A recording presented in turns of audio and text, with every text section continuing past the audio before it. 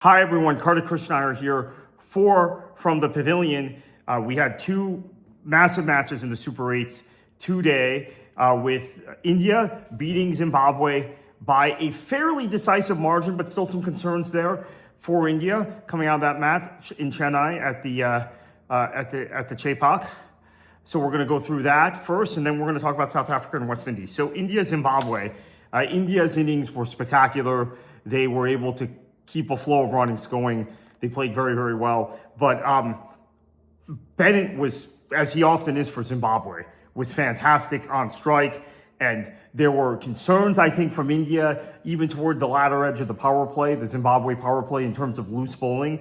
And then Dubé had two disastrous overs. In fact, I think he had four extras. Yes, he had four either no balls or wide deliveries in one over. And there were 4 sixes for Bennett in that over, as well as I think another boundary. So I think 5 of the balls that were maybe one dot ball, and then 5 of the balls that were permissible were hit for boundaries, and then there were 4 extras, right? So he bowled 10 balls in that over. Dubé, such a good player normally, such a good all-rounder. But a little bit of a disastrous spell for him. I see in the scorecard his economy was 23. So that other over he bowled wasn't quite as bad. I think, I haven't done the math, but 6 times 4 is 24, plus a boundary 28, 4 extras. I guess he gave up 32 in one in one of the overs, if I'm doing my math correctly. So unbelievable. There were some other questionable fielding alignments, I have to say, from Sky. You bat for 256, which is the second highest total in T20 World Cup history. The highest total was in the very first T20 World Cup in 2007, Sri Lanka against, I believe, Kenya, if I'm remembering correctly. So it was a spectacular innings for India, and they had that ability to record a run rate which would take them above West Indies. And then there was loose bowling, some poor fielding at times, uncharacteristic mistakes from India, but we're seeing that, I think, in every match. So the USA match, we know they got out of jail, using an American expression, got out of jail free card when Ali Khan got injured and when Milind Kumar made a really bizarre error in running between the sticks. Should not have taken off and lost his wicket as a result. And when he and Sanjay Krishnamurthy were the partnership for the U.S., it looked like the U.S. was going to win that match. And then, of course, I mentioned the Ali Khan injury. Against Pakistan, no problems. Against the Netherlands, there were all sorts of issues in terms of bowling and the decisions to bowl certain guys in certain overs. I felt, and then I chalked it off to, you know what, Sky's just experimenting. He wants to deepen his squad. He wants to see who's going to do what for the Super 8s. Then, obviously, the South Africa match was a disaster for India. And then in this Zimbabwe match, we see some very, what we would call uncharacteristic errors.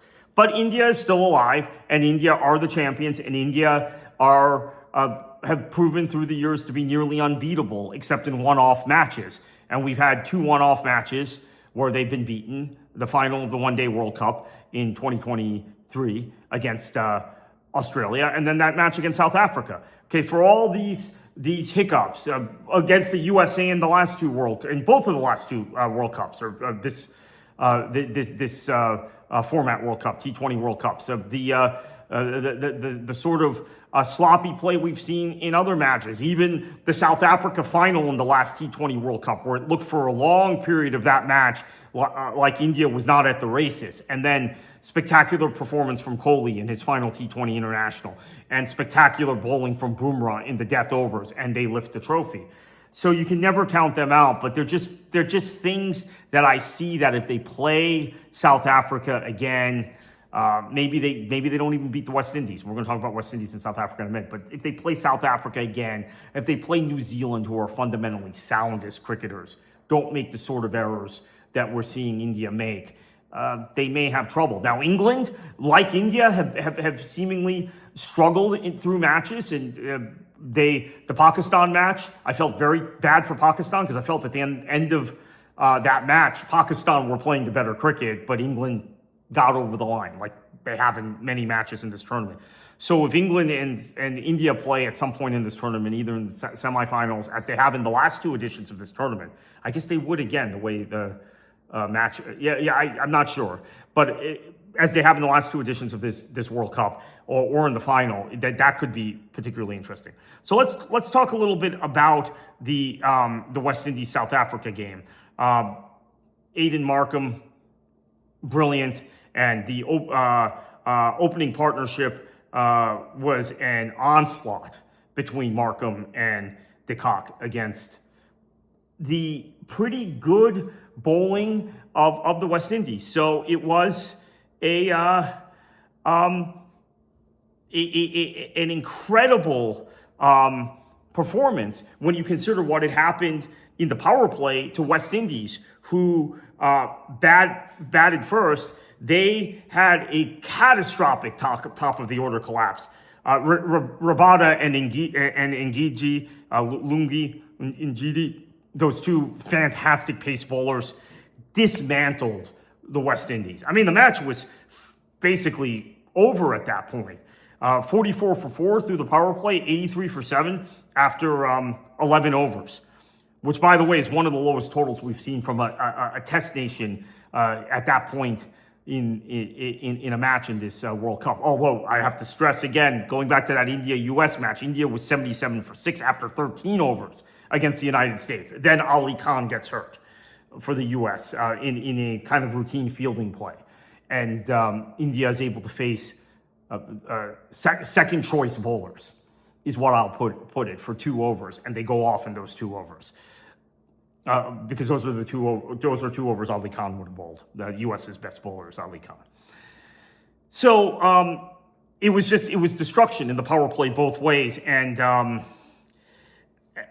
Romario Shepherd, he gave it a go with a half century. Jason Holder was good also for the West Indies. That was a 90-run partnership, something like that. Between when they were partners, which got them back into the match and got them to a competitive 176. But that was always a total on this particular ground on this day that South Africa was going to overtake. And as I said, they raced to a 69 for 0 in the power play with Markham and de Kock. Markham had 82 off of 46, and this is the sort of thing you didn't even have to rely on David Miller. You didn't have to have David Miller do David Miller things. This is my favorite saying during this tournament, during this match. Ahmedabad has become like the home ground for South Africa. I mean, they're just brilliant there. They've got lots of support, and they're gonna record a huge number. Markham deciding to bowl first. We've talked about that being a mistake in terms of tactics in this tournament. In fact, it worked out this time. He bowled first.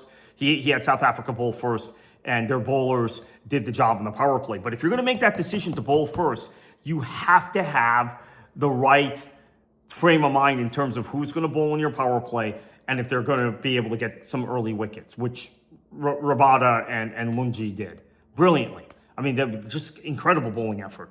And obviously, West Indies thought that they were going to need more spin in this match, and they made the decision to bring in Chase for Akil, and that you can question that decision. The move failed to contain South Africa's 2 opening batsmen, and that was it. So South Africa's basically through. I mean, there are some permutations where if they lost to Zimbabwe, and there was some. I don't know. I have to do the math. I think they're basically through. Let's just assume they're through to the semifinal. And then it comes down to who wins West Indies versus India for the other semifinal spot. And then when we go look at the other group, New Zealand is in great shape. If they beat England, they go through. If they lose to England, they would need Pakistan. They would have a great chance of going through too. Pakistan, would have to have a massive victory against Sri Lanka, which is possible. Because, by the way, New Zealand's run rate is higher, net run rate is higher than England, significantly higher. So I think they're, because of what happened to the to Sri Lanka yesterday, I think they're plus 3.2, something like that. So Pakistan would have to win. Let me do the math here. Pakistan would have to win by their minus. So Pakistan would have to win by about 80 runs against Sri Lanka, and England would have to beat New Zealand in order for Pakistan to go through. So New Zealand sitting really in good shape. But it's possible Pakistan beats Sri Lanka by that kind of margin. I think I've liked the grittiness of Pakistan to this point in the tournament. I think, with the exception of the match against India, and we know all the political ramifications around that match as well, not just the cricket rivalry, I think they've had a good tournament, a better tournament than I expected. So be a pity for them if they're out at this stage. Not everybody can make it to semifinal, but I think there's a lot for Pakistan. And I know this is not the way Pakistanis think about cricket, but there's a lot to be encouraged about, at least at the T20, in the T20 game, based on what we've seen to this point in this tournament. So we'll be back tomorrow.